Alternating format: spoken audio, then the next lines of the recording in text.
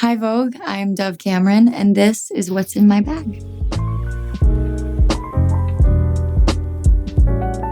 I don't go anywhere without this. This is called Bag Balm, and it's this is the mini version. I don't want to show you this because it's so gross, but it's like this balm that is really, really strong for like super chapped parts of the body. My dad had this massive one that was like this big, and I just remember it being so beaten up from daily use in like one of the bathroom drawers in my parents' bedroom. And you know, when you're a kid, you just want to use all the same stuff that your parents use.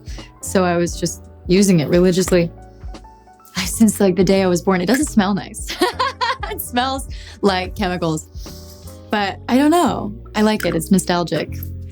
This is called Element T. It's magnesium, potassium, and sodium. This is my favorite flavor, and everybody else who I've pushed into trying it, because I'm like, believe me, it's so good, says that it's like watered down salty hot chocolate. I'm sure it's for people who exercise and run marathons and things. It's really strong. It's really good. And now if I don't have 2 of these a day in like 3 liters of water, I feel it. Okay, so what's next? I love these bars. I went to some event in New York when I was like 20, and they had a bunch of these perfect bars in their original peanut butter flavor.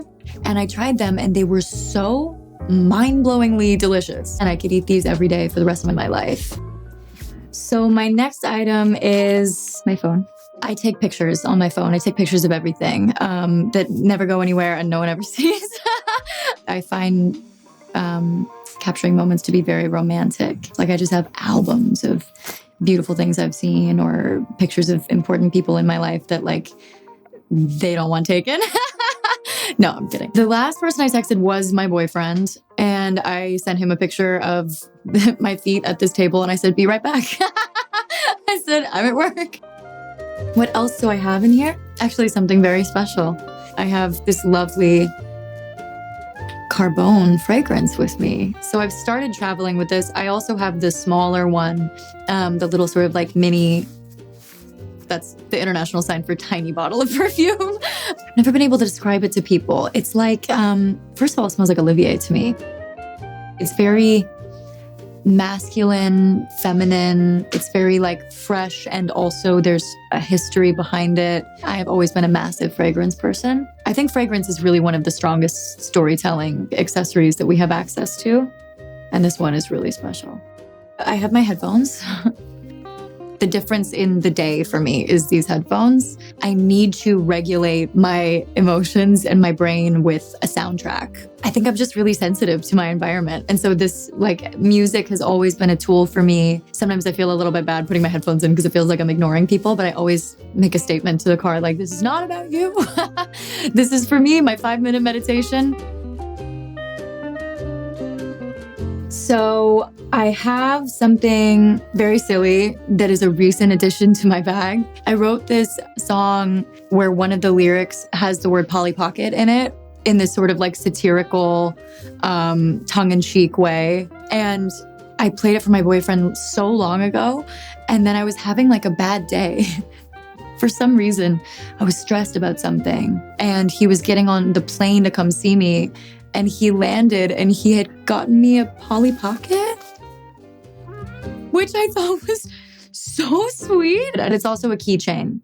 And inside she has a little friend and there's like a roller coaster. I have this obsession for like niche early 2000s, 90s toys, but I just find them fascinating. Like, where did they go? I have to have them all. This is another sweet gift that I don't go anywhere without, actually. And you can tell it's worn away. My sister got this for me in Paris, and my dad used to play piano and we would sing, and we grew up listening to every version of La Vie en Rose.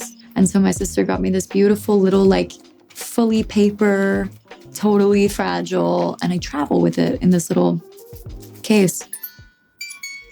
My dad was this incredible pianist. My entire childhood, I can't separate it from like the view of coming home, getting off the school bus, and my dad sitting in like a robe.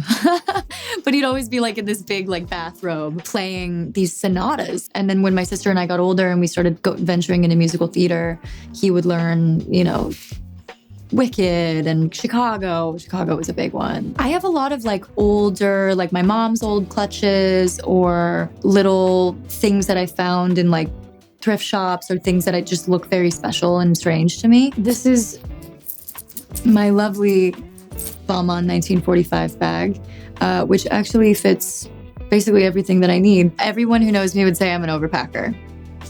I pack on instinct. I brought exercise bands. I'm not going to use them. I packed a Tamagotchi in its box because why would I need to save space when I could keep it in its box? I brought treats, snacks, sheet masks. I don't know. I just bring stuff like in case I'm like, ooh, I wish I had, and then I do. I'm a Capricorn. I feel like, is it a Capricorn thing?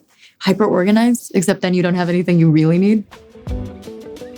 Thanks, Vogue, for checking out what's in my bag.